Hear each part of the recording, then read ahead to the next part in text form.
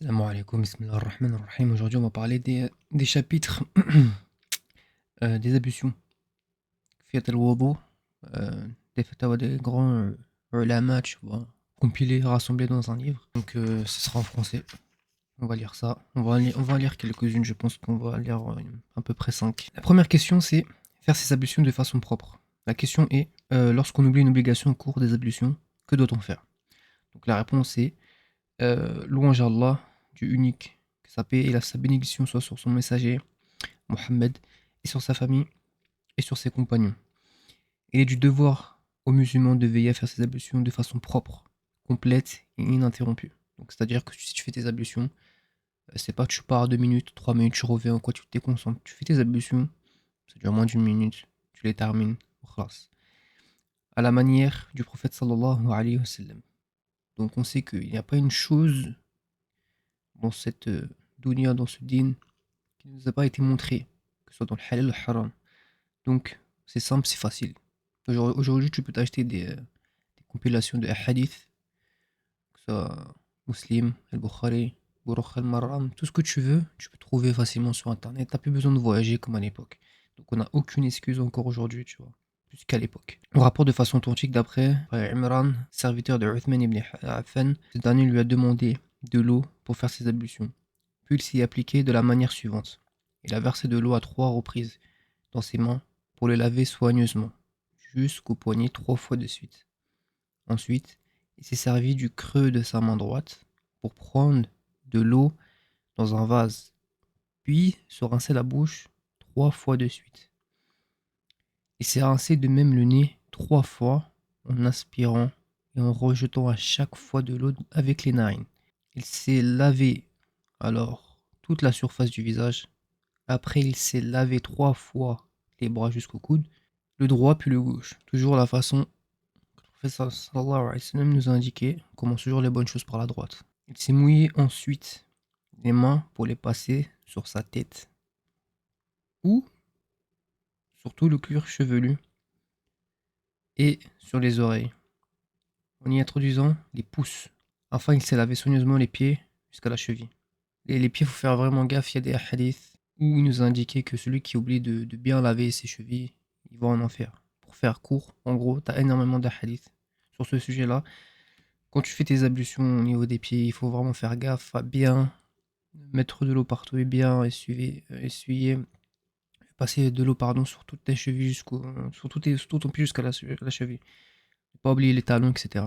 À l'issue de ces ablutions, Uthman, radiyallahu anhu, il faut pas oublier aussi que quand on parle de compagnons euh, du prophète sallallahu alayhi wa sallam, ou aussi des femmes, des compagnons et autres, de dire rahimahullah ou radiyallahu anhu, c'est important, parce que c'est quand même des personnes pieuses, des personnes qui à notre époque, bah, ça n'existe plus. Et walhamdulillah, ils ont contribué à la propagation du din, walhamdulillah. Donc c'est important aussi de dire radiyallahu anhu. A dit, j'ai vu le prophète sallallahu alayhi wa sallam faire ses ablutions de cette manière. Puis le messager d'Allah sallallahu alayhi wa sallam a dit, quiconque fait ses ablutions de la même manière que je fais maintenant, puis il fait 2 rak'at, donc rak'atayn, c'est plus, en fait il faut dire rak'atayn, c'est mieux, c'est une faute de grammaire, al-muhim, 2 rak'at, unité de prière, ça veut dire, en toute humilité, Allah lui pardonne ses péchés passés. Rapporté par Al-Bukhari, numéro 159 et 164, et rapporté aussi par Muslim, numéro 226. Vous voyez, aujourd'hui, on a toutes les preuves où tu peux chercher facilement les hadiths. Fin du hadith. Fin du hadith, pardon. Celui qui oublie une des obligations des ablutions, comme le fait de, par exemple, laver le visage ou ses avant-bras, ces ablutions sont nulles. Allah est le seul à accorder le succès. Que la paix d'Allah et sa bénédiction soient sur notre messager Mohammed sallallahu alayhi wa sallam, sur sa famille et ses compagnons. Donc c'est la fin de la fatawa. Fatawa de la commission permanente des recherches scientifiques de l'IFTAH, numéro 5/230. Donc ça c'était le premier fatawa. Donc la deuxième, les ablutions des handicapés. La question est, un handicapé qui a perdu son avant-bras veut savoir ce qu'il doit faire pour cet organe perdu quand il fait ses ablutions. Qu'en est-il de celui qui a perdu son pied jusqu'au genou? La réponse est, pour ce qui est des ablutions, la charia islamique a précisé clairement les organes qu'il faut laver et leurs limites. Pour ces organes figurent notamment les pieds jusqu'à la cheville et les avant-bras. Nous savons que toute prière sans pureté rituelle totale est vaine, que les ablutions font partie intégrante de cette pureté rituelle. Les pieds et les avant-bras doivent donc obligatoirement être lavés pour que les ablutions soient valables. En cas d'amputation d'un organe quelconque, comme le pied ou l'avant-bras, on doit laver le reste de ces organes.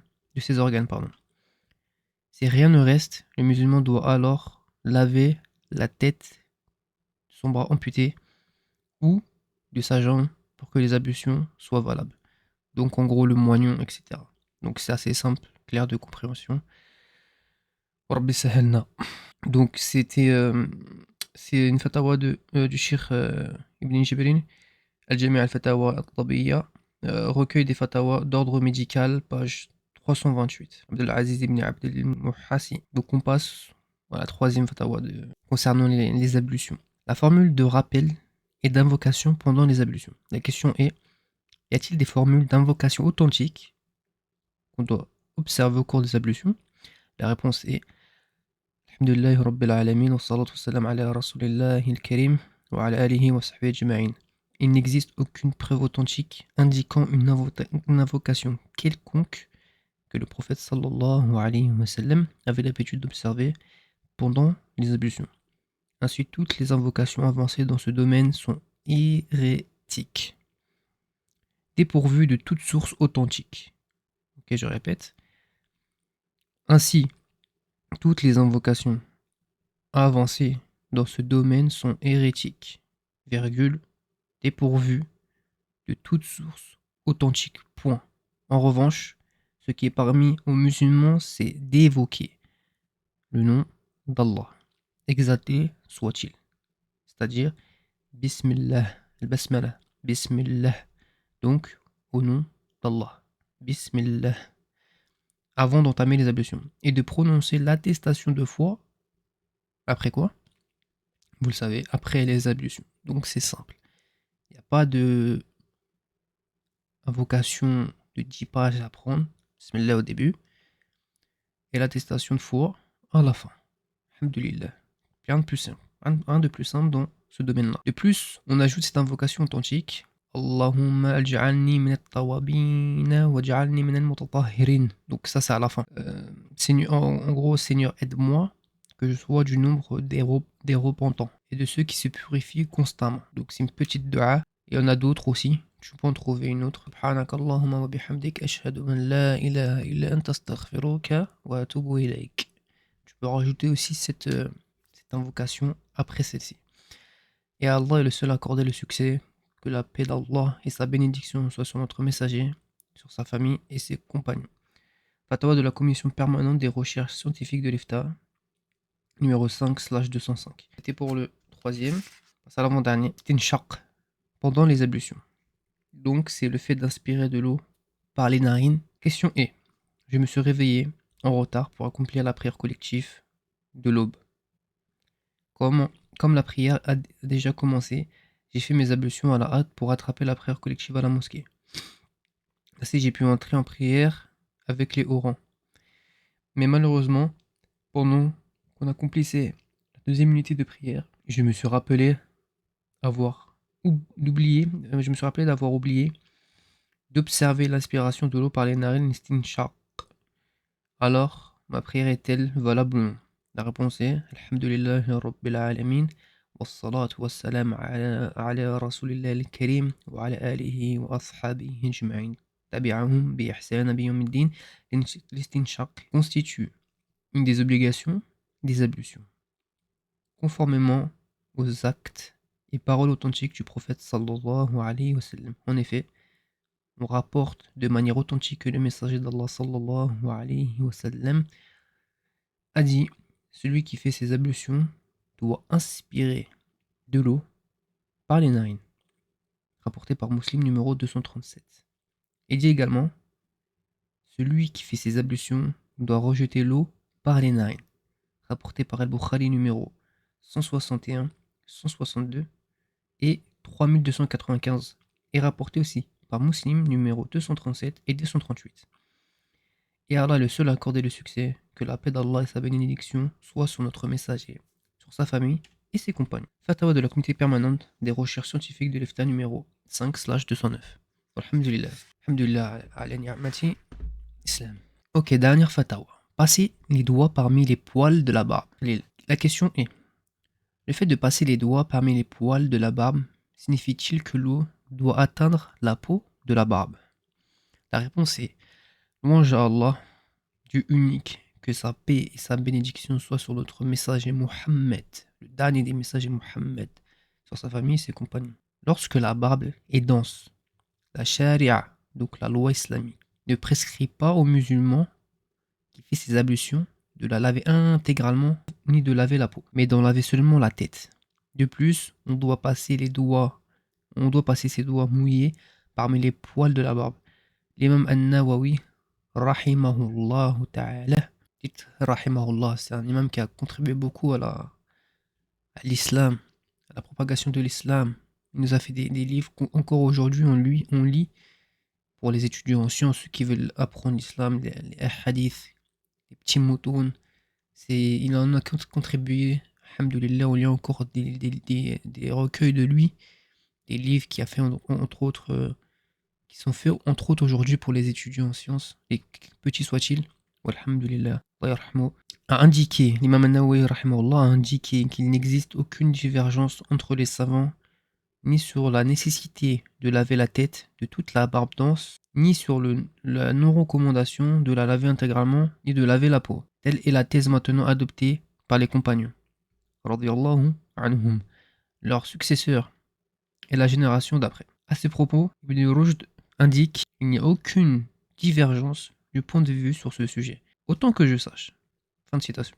Quant à la barbe légère qui laisse transparaître la peau, donc ça c'est clair, il faut la laver intégralement. Donc quand même imbibe ta barbe, enfin tes doigts d'eau, que tu en as assez pas mal, et tu la frottes. Tu passes aussi tes doigts entre ta barbe et tes oreilles sur la peau, c'est important. Et tu passes aussi sur la petite partie de poil qu'il y a sous ta lèvre. Tu vois, il faut que tu nettoies ça aussi. Alhamdulillah. C'est assez simple de compréhension. Fin de la fatawa. Allah est le seul à accorder le succès. Que la paix d'Allah et sa bénédiction, que la paix d'Allah et sa bénédiction soient sur notre messager Mohammed sallallahu alayhi wa sallam, sur sa famille et sur ses compagnons. Fatawa de la Commission permanente des recherches scientifiques de l'IFTA, numéro 5/207. Alhamdulillah, j'espère que ça vous a plu d'avoir entendu quelques fatawas assez simples sur les ablutions. Il n'y en a pas énormément, mais alhamdulillah, la prochaine fois, si vous voulez une vidéo, dites-le moi en commentaire. Bidnillah, je ferai la lecture d'autres fatawas. Je ferai la lecture d'autres fatawas pour que ce ne soit pas assez, que ce ne soit pas trop long. Par exemple, je pourrais vous dire les prochaines fatawas que je pourrais lire, ce sera passer les mains mouillées sur les chaussures. Al-masah al-khuffayn, ce qui peut nous faciliter énormément la tâche quand on travaille. Il suffit juste que tu passes, comme Cheikh Al-Albani nous dit, qu'on étudie un peu le fiqh, sur la question que tu passes 5 doigts, que tu passes 2 doigts, que tu passes 3, 4, 5, peu importe, si tu mouilles, tant que tu mouilles, tu fais le masah al-khuffayn, que tu as 1 ou 5 doigts, ça compte quand même. Donc c'est ultra efficace quand tu travailles et que tu dois faire tes ablutions et que tu es dans des lieux, par exemple les toilettes qu'on connaît, collectives, qui sont sales.